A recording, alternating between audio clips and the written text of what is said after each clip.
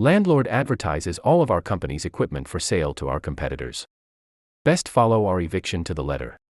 TLDR, spoilers, landlord gives us 7 days to vacate our leisure business from the building. He thinks we can't empty the business during lockdown, and proceeds to advertise our equipment for sale to our competition. We sell everything in 7 days and destroy the rest. Enjoy no rent and the loss of your potential buyers. I work for a leisure company, think soft play, indoor soccer, laser tag, can't be specific. Prior to lockdown, managers and the big bosses were negotiating the renewal of the lease on one of our parks. Things were going mostly smoothly, however, the landlords were difficult to contact. Then 2020 shit hit the fan. All of our sites were closed, and everything was thrown into a mess.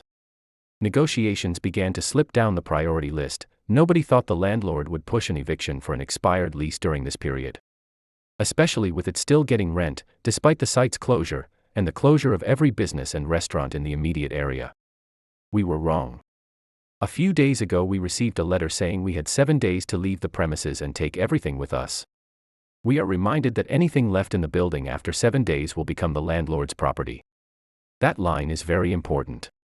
Now a lot of construction goes into installing our equipment into a new building, which makes emptying one even harder. Add a lockdown, with no staff and most businesses shut, it meant that saving much of our assets would prove to be extremely difficult. To lose a profitable site and all of its assets is definitely a blow to our company. But here is where it gets worse. A few days into our 7-day eviction, we find out that the landlord has been advertising our park to our competitors.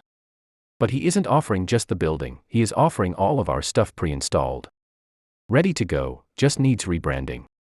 The landlord has evicted us from the property in an attempt to increase rent and make a solid profit from our equipment installed because he thinks we won't be able to empty the park. We were furious.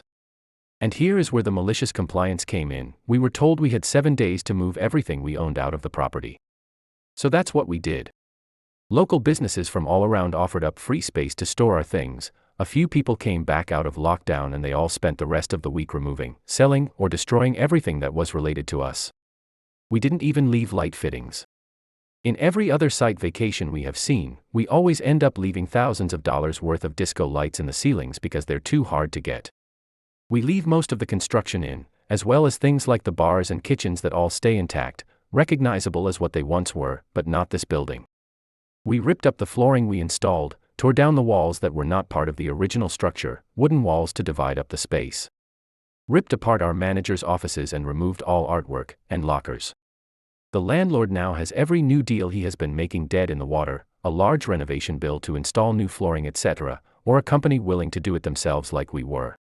Lockdown has been extended another 4 weeks, so he has at least another 4 weeks without rent, we were paying, and won't have any potential buyers.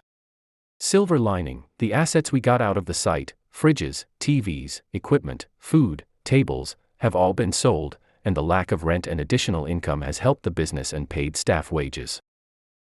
Update. Hi everyone. I'm so sorry for how long an update has taken. I was waiting for things to unfold. Here is what happened next. We handed in the keys and it was probably the quickest handover we've ever had. The landlord clearly didn't want to make any kind of conversation and there was definitely an elephant in the room, but he definitely said nothing about the lack of our equipment. Complications did arise when we went to get back various deposits, but he had no case to withhold the deposits from us as the building was in excellent shape. We had conducted much of the maintenance work ourselves, so the building was in a significantly better condition than we found it. We also cleaned up 99% of the rubbish and dirt from our demolition crusade, so he couldn't bill us for cleaning. A very minor bit of pressing from our legal team meant that we received everything owed back in full. The building is still vacant and as of yet we don't know of any potential buyers. At this moment in time our company is still standing despite the pandemic closures and lack of business. Staff are all still employed and doing well. A huge thanks again for everyone who took the time to read this and to those who were dedicated enough to remind me for updates. Big shout out as well to the amazing people who gave awards. I really appreciate it and I've been making sure to pass on the good karma.